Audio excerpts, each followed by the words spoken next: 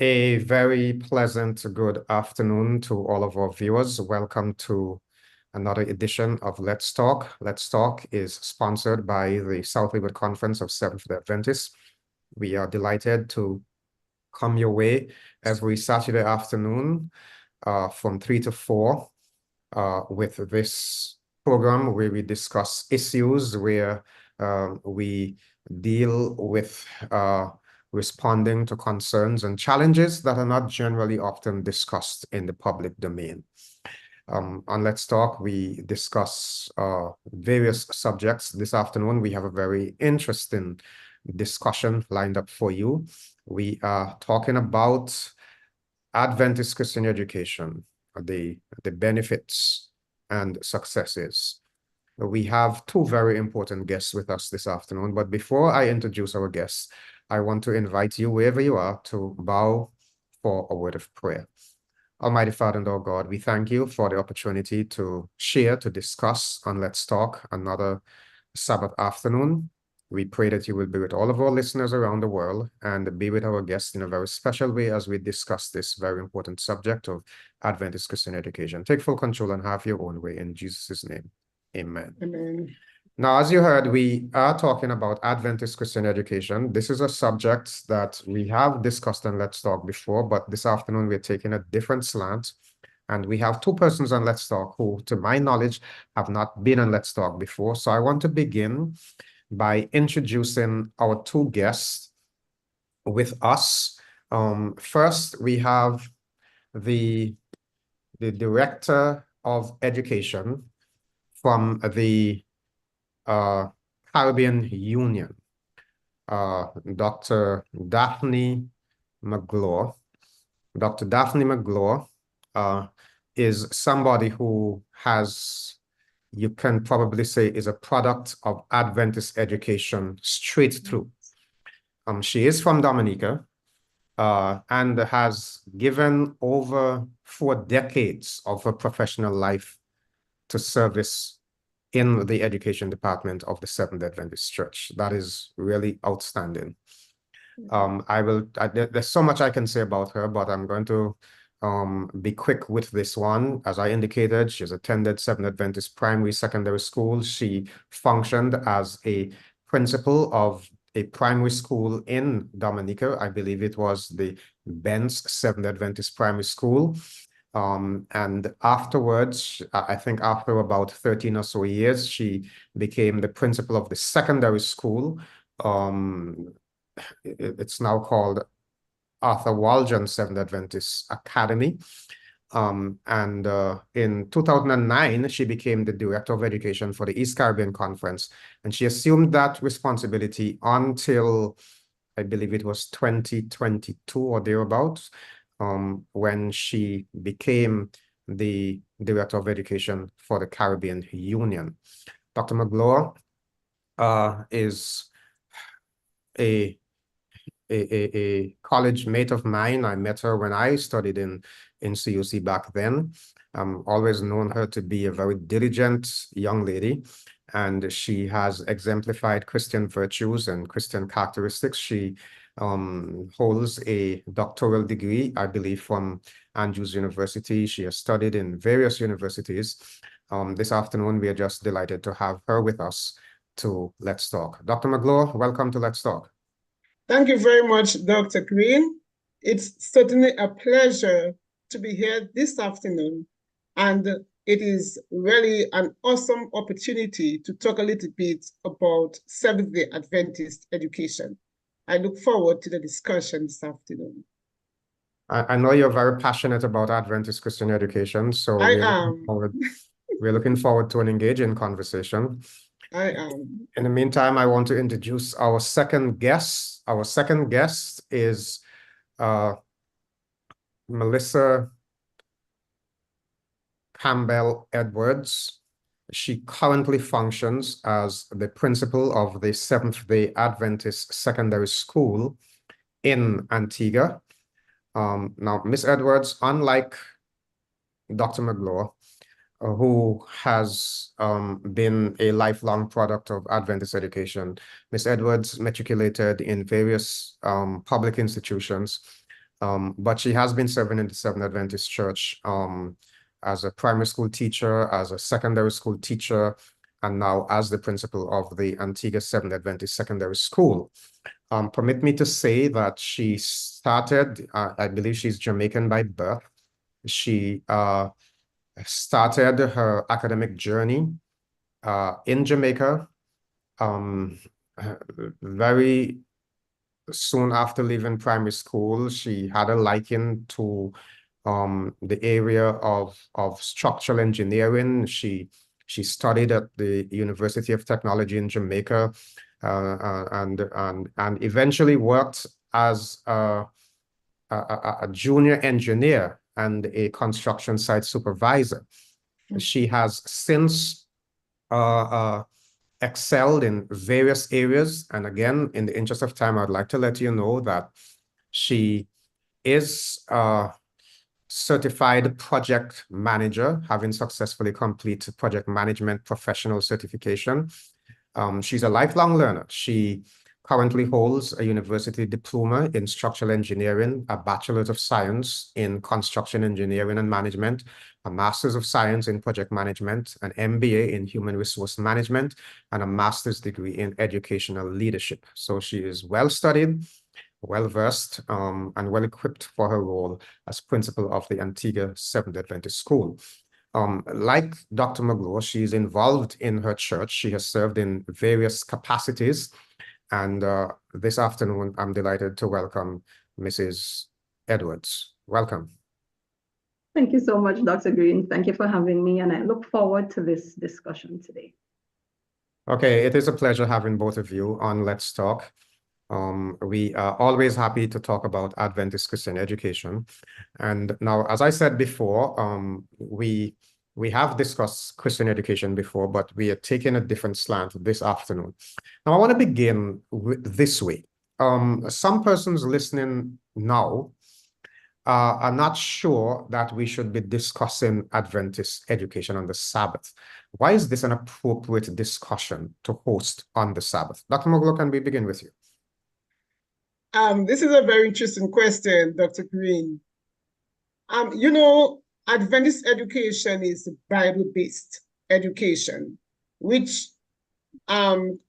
includes the education at the church and the school and the home. However, I have a feeling that there is the reservation about discussing Adventist education in the schools on the Sabbath. Now, what I want to, the truth is our school system is a very big evangelistic project. And that evangelistic project runs 5 days a week for 9 months each year. So it's our biggest evangelistic campaign that the church sponsors, all right? And the level of success or effectiveness of that campaign will determine so many things about our church and how it will be run for the future. And so it is very appropriate to talk about evangelistic campaigns on a Sabbath, because evangelism is the heartbeat of the Seventh-day Adventist Church. So what happens in the school aligns perfectly with the mission of our church. Now, additionally, it's a good time to reflect on the successes of our schools and to talk about the many ways in which God has been using his school in a very impactful way. Discussing Adventist education on a Sabbath gives us many opportunities to be inspired by the many testimonies and stories of transformation in our schools. And for sure, this is very encouraging. And additionally, Adventist education is a shared effort of the home, the school, the church. And on Sabbaths is a time when we come together as a community for fellowship. And this is definitely a perfect opportunity to engage in conversations about how to support our school system and how it can be enhanced. So yes, God is well pleased with us when we discuss Seventh-day Adventist schools on the Sabbath? You know, I often refer to Deuteronomy chapter 6 because when Moses was leading the children of Israel, as he got to the borders of the promised land, of course, those of you who are students of the Bible would know that God had told Moses, in spite of his very hard work in leading the children of Israel from Egypt to Canaan, as they got to the borders of the promised land, he did say to Moses, "You're not going to cross over with them." And Moses, as he gave his final instructions to the people, when you go over into the promised land, one of the things he said to them, and if you read Deuteronomy chapter 6, you would see this very, very strong emphasis where he's saying you must teach the children. This is how you're going to remain faithful to God. Impress them, inspire them with these words, remind them, tie them as frontlets on their foreheads, over the doorposts. Keep ringing it in their ears. The matter of what God has done in your life, how he has led in your past. This is an important dimension.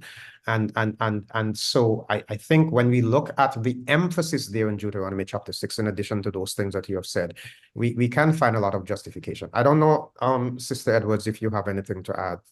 Right. I'd also want to say that, if we go back to the very beginning, the basics, the education in its truest sense is really to bring man back to where they were before the fall. So Sister White says it in her book, Education and Redemption are one. And so if we're going to be talking about education in its truest sense, Seventh-day Adventist education, then it really is about learning how, or talking about how to bring persons, how to bring humanity, how to bring our boys and girls back to a saving relationship with Jesus Christ. So based on that, I believe that the Sabbath is the perfect time to talk about education. Wonderful, wonderful. Now, we have 1 hour, but you will discover that 1 hour goes by very, very quickly. So let me direct this second question to the Union Education Director. I want to ask you about some general statistics. I'm told that Seventh-day Adventists have the largest network of academic institutions in Protestant Christianity. Can you share some numbers with us? Definitely, and I'm so excited about the work of the Adventist Church throughout the world. We operate 6,918 primary schools, and these students, 1,411,114 students are taught by 61,232 teachers. At the secondary school level, we operate 2,801 of secondary schools or academies. We have 615,544 students, and these students are taught by 40,248 teachers. We operate 111 universities and colleges with 149,251 students and 15,635 faculty members. So when we look at it all together, our church operates 9,882 institutions, with 117,859 teachers, and 2,187,326 students. What an organization. And, everything is so well connected, and we all have the same mission, which I'm sure God is very, very pleased with the work that we've been doing at our schools. I remember one year going to the General Conference session, and the exhibition center, where many of our universities were demonstrating, exhibiting some of their offerings. And although I knew the statistics, it was just amazing to see how many Adventist universities there were.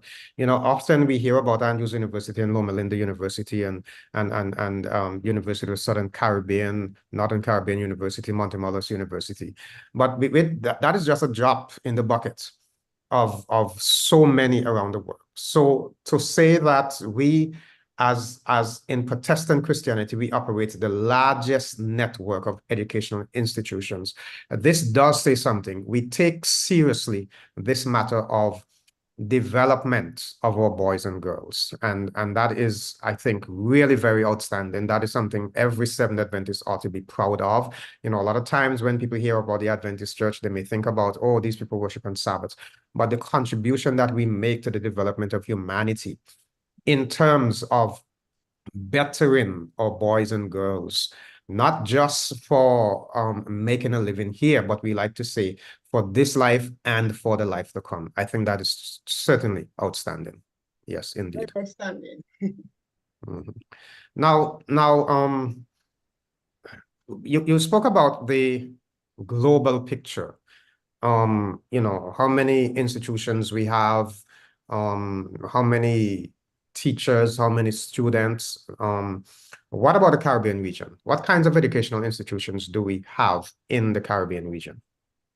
Okay, in the Caribbean region, the Caribbean Union Conference in particular, we operate one university, and this is the University of the Southern Caribbean in Trinidad and Tobago. This is our flagship university, and I am so proud of the work that they have been doing over the years. You know, I belong to 2 WhatsApp chats with university graduates, and it's really marvelous. It's really encouraging to see the product of our university. And throughout the years, they've really maintained a very high standard. And every time I attend the university board, I know that they are doing so many things they did not do in the past, and they are making preparations to ensure that our students are well educated. We also operate 14 secondary schools, okay? And we have 38 elementary schools and 13 early childhood centers. So this takes us to about 10,600 students, and we have 628 teachers. So it's quite a large number of schools within the Caribbean region. And I really thank God for the successes of the schools that God has entrusted to our union.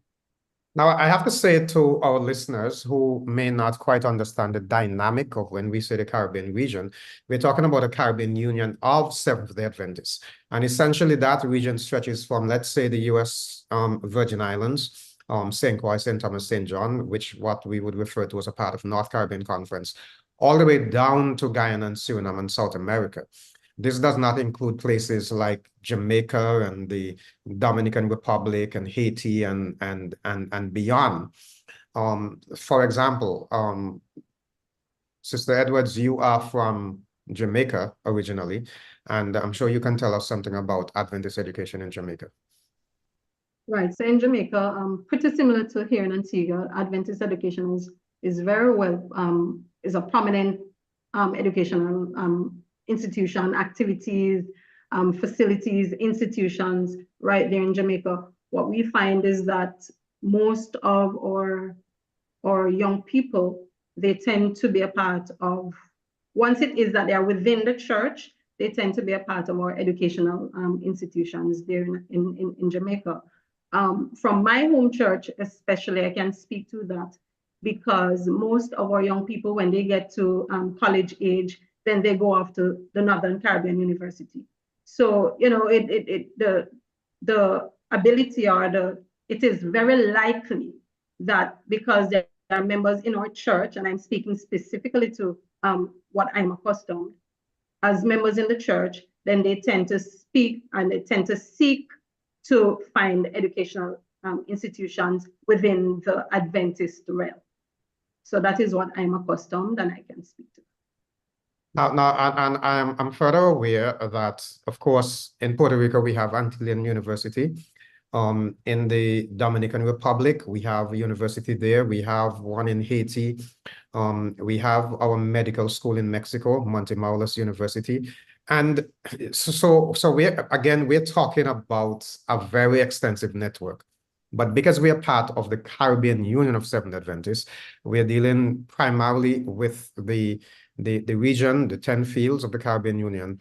And as Dr. Magloire said, our flagship university there is the University of the Southern Caribbean. Dr. Magloire, we also have extension sites of the University of the Southern Caribbean, don't we? Okay, oh yes. Oh yes. The University of the Southern Caribbean operates from Trinidad in Maracas Valley, but we have a very large extension campus in the south of Trinidad in San Fernando area.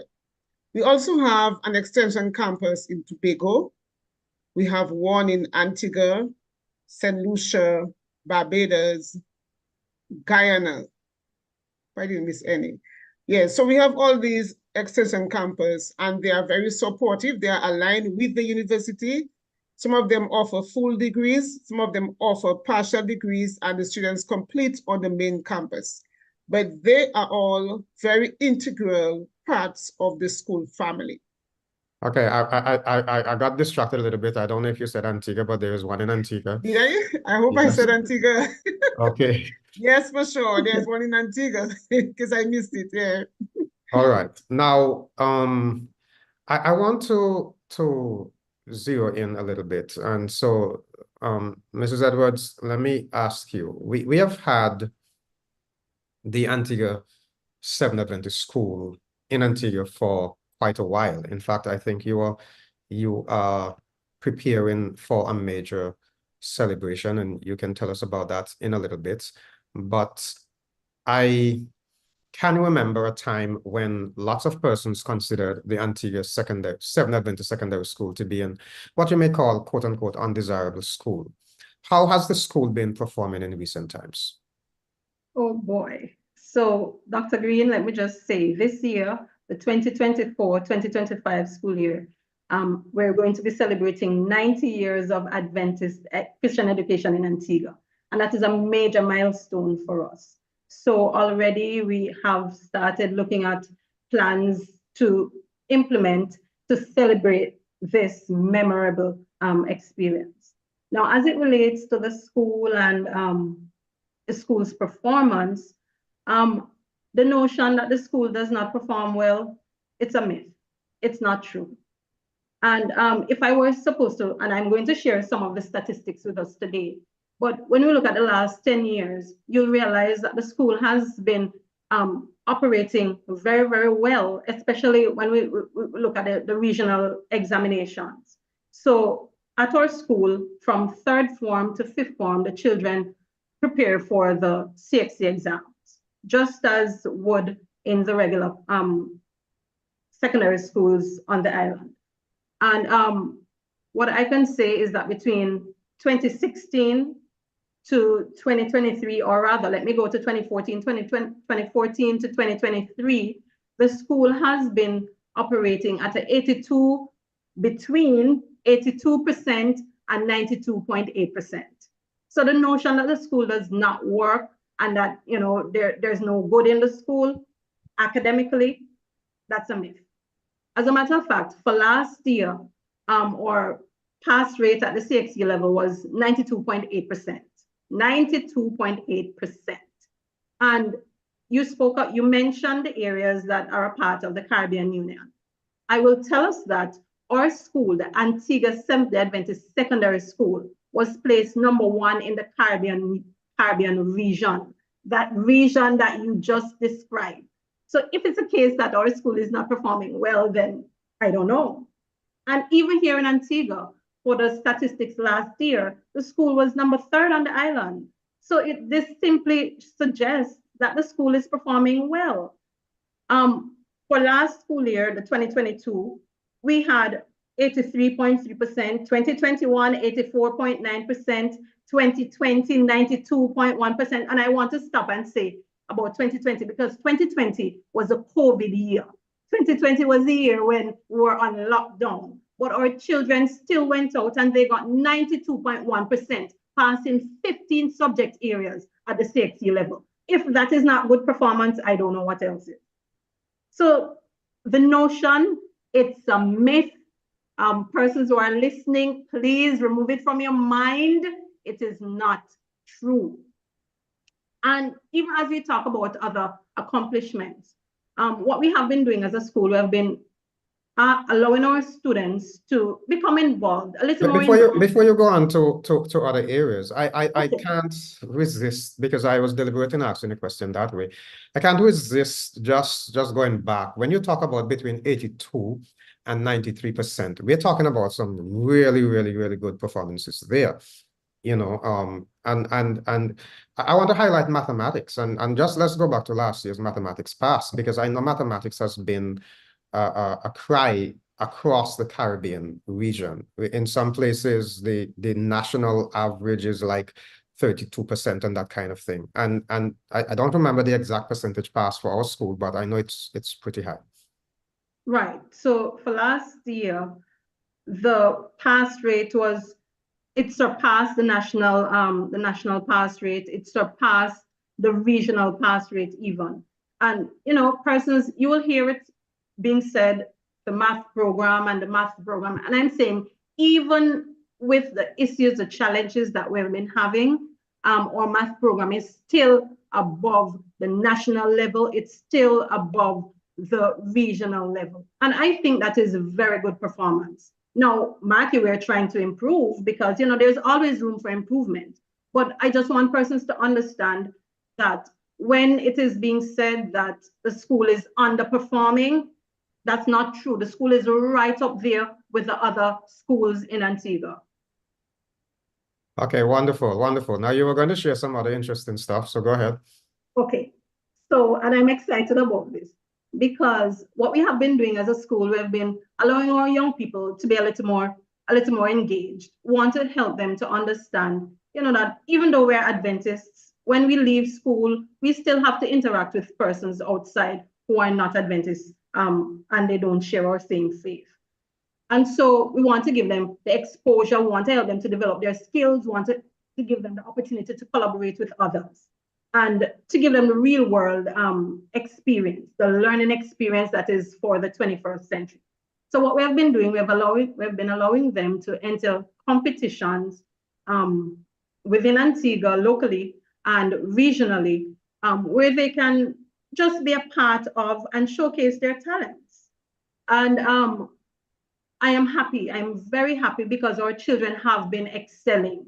They have been excelling in the different areas that they have become involved in. So when we talk about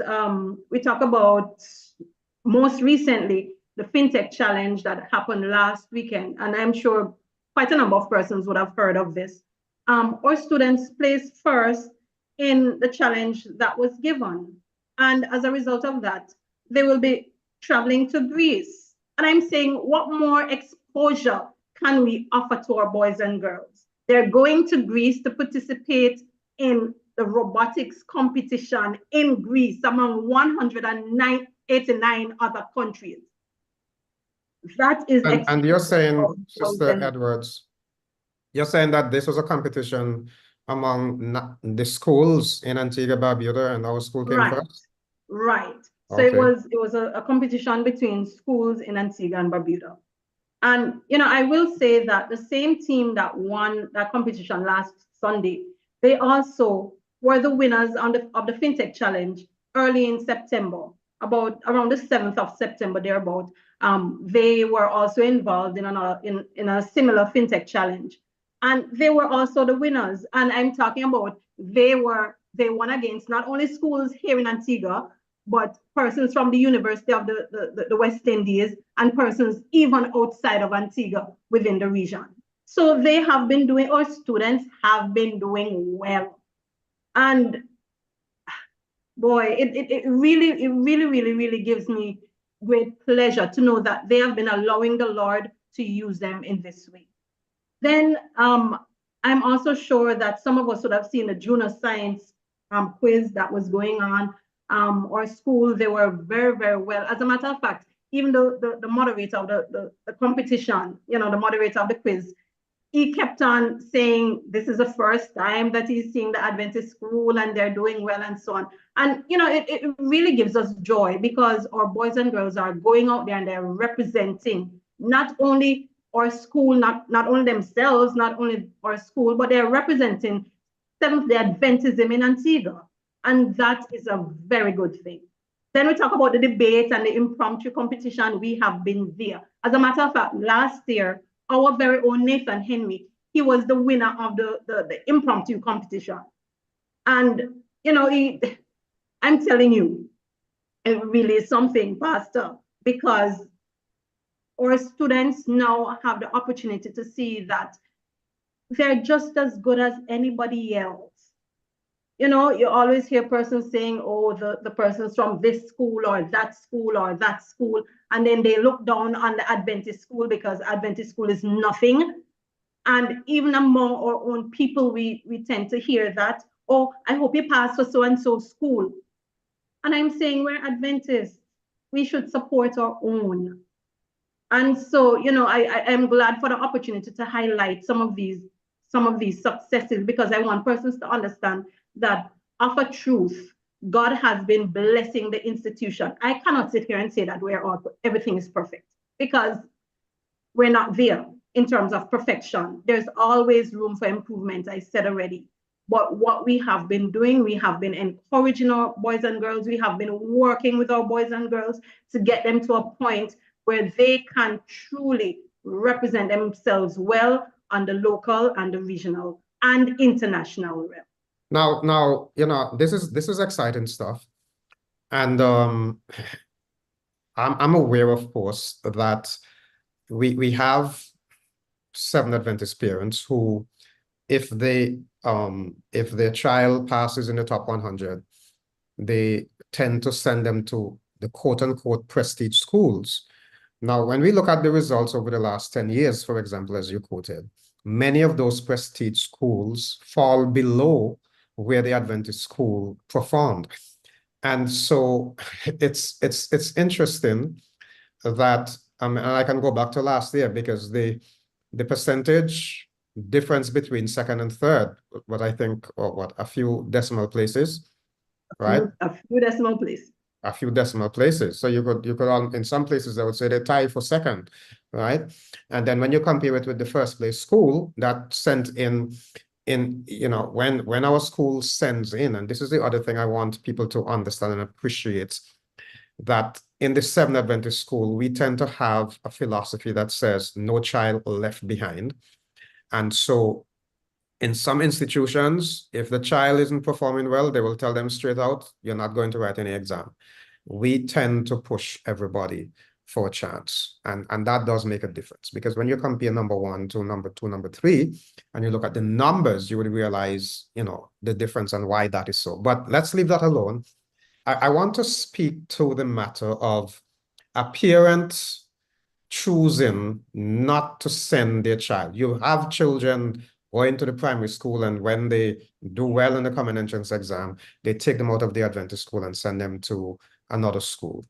Both of you, speak to that for me. What counsel, what advice, for those who felt, well, we didn't have a good program, and now you're seeing the facts, the evidence that is there to suggest that our school is really shining and excelling at the academic level. What do you say to those parents?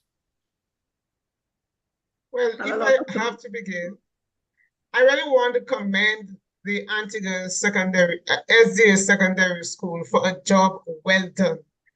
And there is no guessing, there is no argument about the impact of the educational system at the Seventh Adventist Secondary School. And if you listen to our principal this afternoon, we can say that that school is in good hands. And I really, really want to commend that school for shining and for even getting to the first place at the Caribbean Union Conference secondary school level. So commendation, Mrs. Edwards, and I look forward to greater things as we continue to improve our standards at the Antigua school. Why do parents choose to send their children elsewhere? This is a long, lingering question that in the face of that kind of progress, persons would choose sometimes other private schools that are even more expensive to have their children. It is a matter of priorities. It's a matter of what do you actually want for your children? And that's a question I ask every time I make a presentation. What do you really want for your children? The truth is, a public school and another private school can give your children what we call a good education on the secular level. But if you want an education that is grounded in your philosophy, that supports your way of life, that points your children to heaven, you have no other choice but to have your children enrolled at a Seventh-day Adventist school. So one of the reasons, there may be others, is a matter of priority. What is most important at this point in time? And sometimes I say money is not a problem, because I've seen people who have the vision for their children, people who have their children's soul salvation as a priority. They make the effort, they make the sacrifice, they pay how they can, and they enroll their children at Seventh-day Adventist schools. So I think the biggest deterrent, the biggest reason why in the face of all that progress, persons would choose other schools is because their priority is not well set. And as soon as, because you see, our church now has become very, very secular. And so our priorities are secular. It's about where can I tell my colleagues my child is attending, because we have not yet accepted our school as a prestigious school. And so I would say one of the biggest reasons why parents choose another system instead of a very progressive Adventist school is because their priorities are not properly established. Now, Sister Edwards, before you respond, I want to just add something to this, because you did say that we're not there yet in terms of perfection. And perhaps one of the challenges, I see a question here asking about the facilities. Perhaps one of the challenges is facilities, perhaps. I mean, we continue to seek improvement. Education is expensive, of course. It is important for people to know that in Antigua, for example, the Seventh-day Adventist school gets no help from the government in terms of funding and that kind of thing. But in spite of, we seem to be doing pretty well. You know, robotics, and you're talking about national champions. I mean, that to me is outstanding. Go ahead. Right, and I will say this, because of a truth, our facilities, they're not what we would hope it to be. But even with the limited resources that we have, we still have been doing well. And it's because God is in it. So when Dr. Magloire spoke about priorities, I want to agree with that, because you know, parents need to understand that it's more than, Sister White says it, it's more than just the pursuit of a simple course of study. It's more than that. For us, education is a ministry. And if it is that we truly understand the implications of having our boys and girls out there in other educational institutions, then we'll realize that we need to come back to the basics. All right. Now, as a school, and I'm going to talk about our facilities, as a school, we have been trying to source funding for improvement. A couple of our staff members were engaged in, Dr. Magloire, help me, what's the program called? The grant writing. The grant writing, thank you. The grant writing, because we're trying to see how best we can source funding to improve the facilities that we have. we have reached out to other organizations as well. As a matter of fact, 2 years ago, we were able to get sponsorship from one overseas institution to help to build our STEAM program. So in terms of facilities, we're not there, but it's a building process. And one of the things that we also have to look at, and Dr. Greene mentioned, is that we don't get subsidies from government.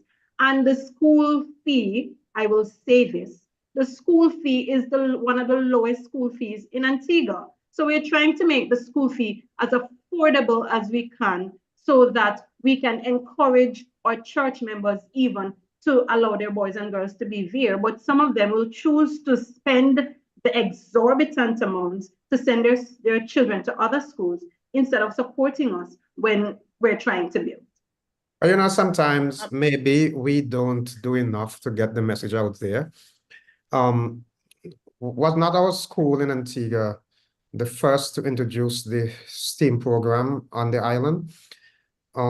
And when the, you know, in terms of having a robotics lab, was not our school the first to do that? And when COVID came and they had to shift to online learning, was our school not ahead of all the other schools in the island because we had already started to prepare our teachers for online instruction?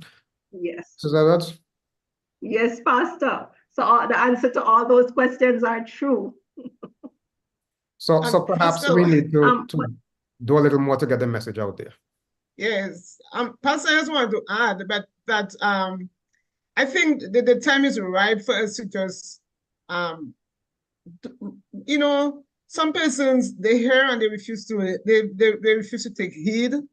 But I think we have so many success stories that we need to broadcast far and wide in Antigua. And, you know, one thing I tell myself all the time, we never leave our church when our church has some limitations. You know, we still come to church, we still participate as elders and in different forums, and our churches are not perfect churches because they are led by humans who, you know, are still leaning on God and God is still working with them. But we do not leave the church. But what I noticed about our people is they would look for every reason why the child should not attend our school. Now, infrastructure is a very, very important part of having a conducive school environment, and I must subscribe to that. With a school of under 200 students and school fees that are not up to the point that they should be, without any kind of government assistance, we need to think about the struggles that the school go through. And I'm using this platform to just encourage anyone who has influence to talk to the school as to how best we can improve the structure. Because I really believe every school should have a very attractive physical plant. It's very important for marketing and for the students, you know, their conducive environment for learning. But we need help. But we cannot do it with less than 200 students, the way that it should be done. And I want to commend the school's efforts of helping itself. And the STEM program is a big thing for the whole of Caribbean Union, the only school in the Union with a STEM lab. No other school has anything close to the Antigua school.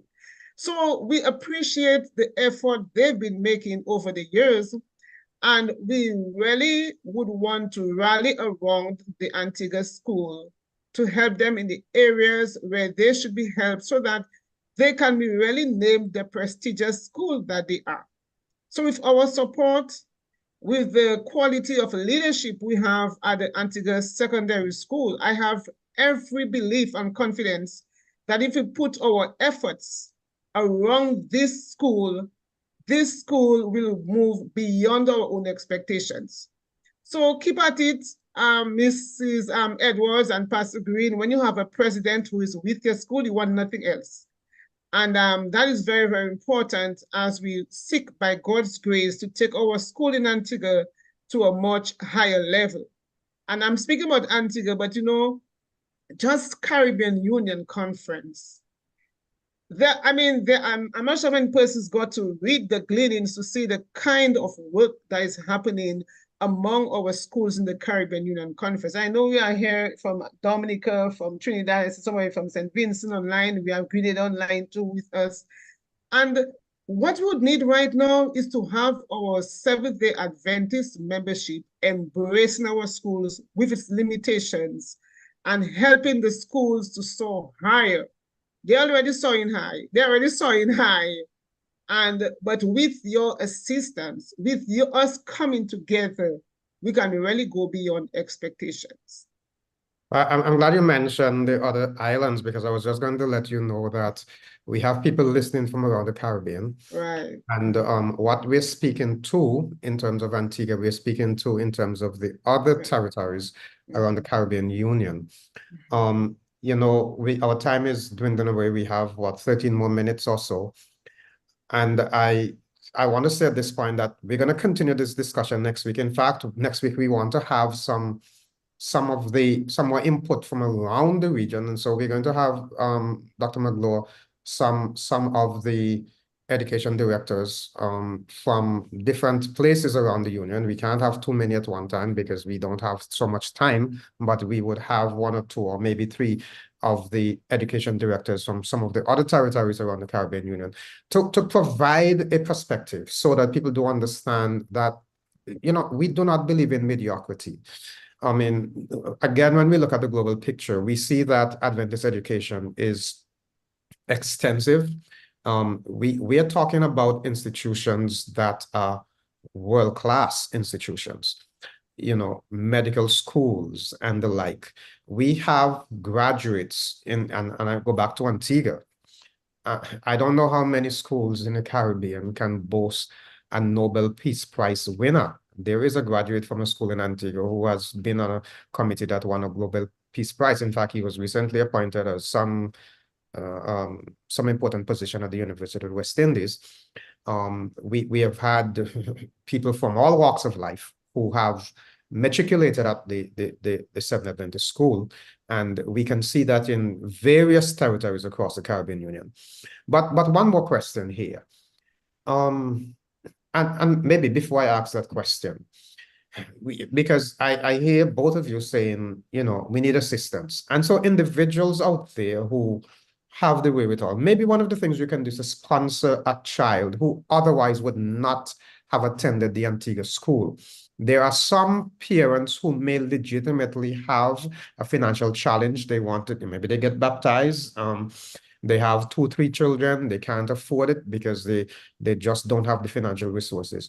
There may be somebody who's listening who no longer has a child in school, no longer has a child in university, and they may want to say, listen, I can sponsor a child. I can pay so much every month towards Christian education. Or 2 or 3 of you can put together and decide we're going to do this, you know. These are things that we can do. These are ways in which we can provide assistance. Now, another area, in the interest of time, I've heard people say, I don't know whether Mrs. Edwards, you want to go at this first, but I've heard people say that, listen, I'm not going to send my child to the Adventist school because they don't engage in competitive sports. I know this is a ticklish subject.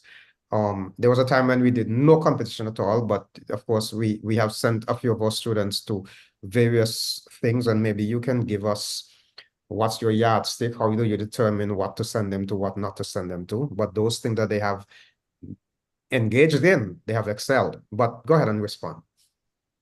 Okay, so what we have done in looking at those persons who would participate in the different competitions, we try to find competitions that are there to help them in their academic and educational journey. For sports, again, it's a misconception. It's a misconception that the school does not participate in competitive sports. We do. However, we do it in a controlled environment. So we compete among ourselves at school. We have the second term of the school year is normally the sports term. And for that term, we have 3 houses, by the way. We have red, blue, yellow. And for that sports term, all the activities that are done on Tuesdays and within the primary school on Wednesdays, the children accumulate points to go towards their houses. And at the end of the school year, sorry, at the end of that term, towards the March roundabout, we do culminate with the sports. Now, this year we had 2 days of sporting activities. Last year we did the same thing, where the primary school and the secondary school came together and we had our sports day. And I will tell you that, oh boy, our sports day is one of the biggest highlights of the second term. It's one of the biggest highlights of the school year even. So it's not that we don't compete in sports, we do, but we do it in a controlled environment.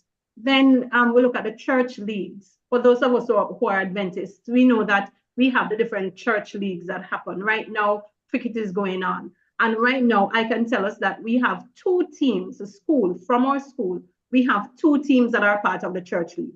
So it's not a case that we do not participate. Again, I'm saying it, but we do it in a controlled environment.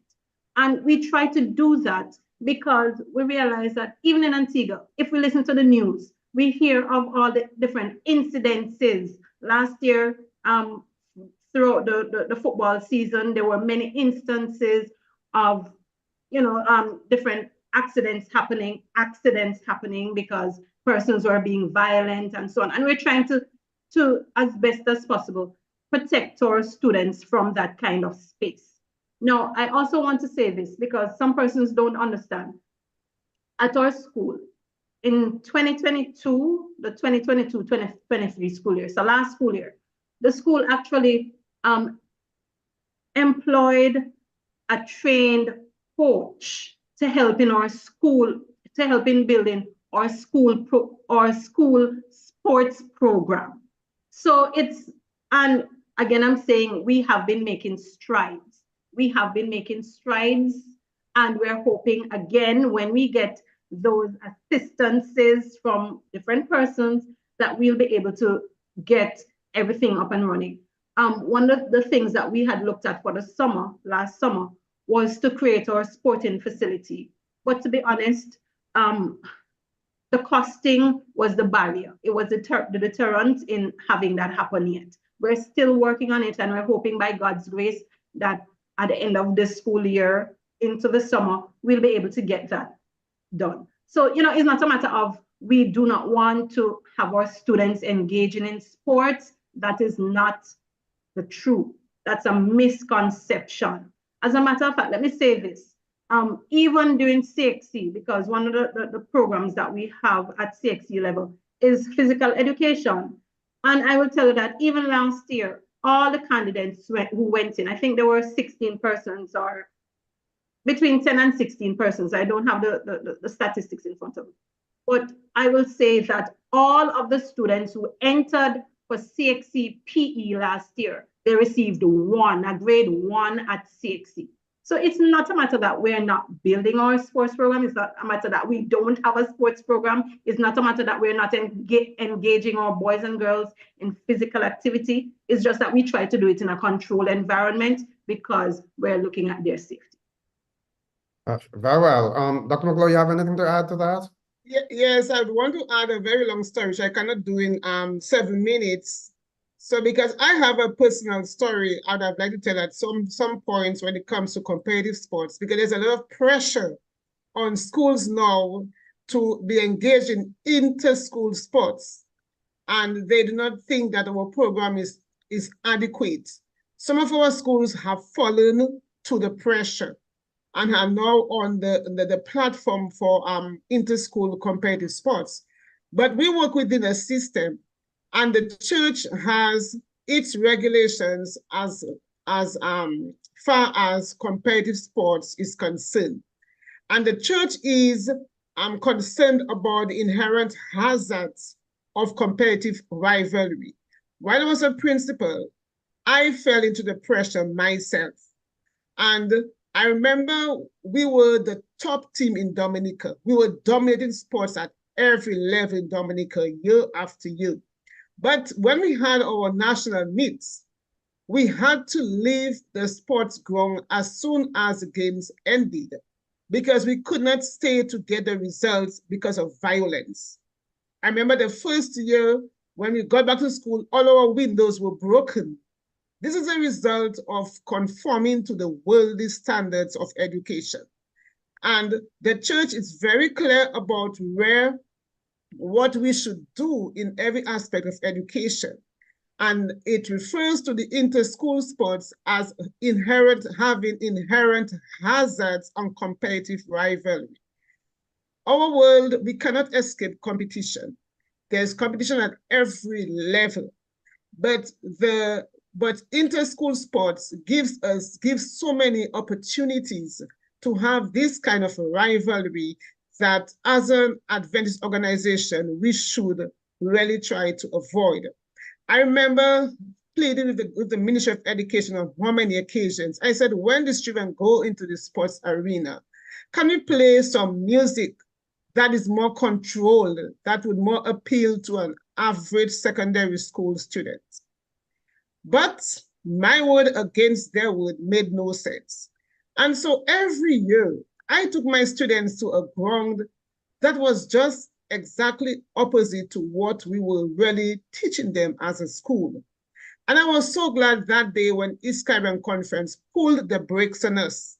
And immediately I complied, because you see, I was enjoying the successes, but I was hurting because there were some things that were happening that was really hurting my deep soul.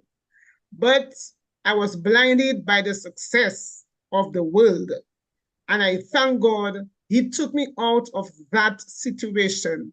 And I tell people all the time, now every day you are bombarded with these inter-school sports. As a director, principals asking me, what is my suggestions? I said, I have one position. We are going with the position of the church. The church is also concerned about the amount of time, personnel, and finances that has to be and have to be used to just allow 2 or 3 students to participate in an activity. I also shared my experience earlier on with Pastor Greene. Sometimes you don't have the teachers that are strong enough to help the students when they find themselves in certain circumstances. So our students used to go all over the world, Czechoslovakia, everywhere in the US. They used to compete everywhere. We were really, really good. And that was the enemy's plan to blind me as a leader. And he went to Santo Domingo to compete. And I could never get over this up to this day. How many years? Almost 20 years now. I can't get over it.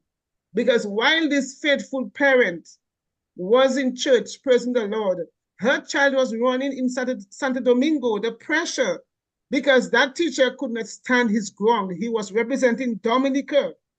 And so Dominica had to be out there. I'm not saying that it had to happen like that for everybody, but I'm just saying about this one incident that keeps hurting me to this day, because I didn't know it was going to happen, but somebody could not stand his ground and allow the child to run on the Sabbath, because sports is really a weekend activity. And I want our people to understand that when the church gives a guideline, we don't necessarily have to always agree or always see everything that they see. Yes, we can compare it with so many other things. Oh, yes, they are still competing for spelling. They are still competing for so many things. But there are some hazards in inter-school sports that as Seventh-day Adventist schools, we need to avoid. And as our principal mentioned, we develop sports within a controlled environment. And Certainly. every student... We're going to have to cut you here because our time has expired. Yeah. It's a very interesting discussion, and yes. We're going to have to continue this discussion. I know that there are lots of questions. There were a couple of questions that listeners asked that we didn't get a chance to. There was one here in particular about AI and the influence of AI and whether we're going to be able to keep ahead and fall into the... But we have next week. We're going to continue the discussion next week. And as I said, we're going to be joined by a couple of the education directors from other fields across the Caribbean Union to get a broader perspective So those of you who are online, be sure to join us next week. We continue this very important discussion. We do have to end here. And we're sorry that we have to cut the discussion because it's really getting, interesting. And there's so many other questions that we didn't get a chance to explore together. But again, we will be here next week. So to all of our viewers, thank you for joining us. We wish you God's blessings, and we look forward to another very engaging discussion next week. God bless. Okay, God bless.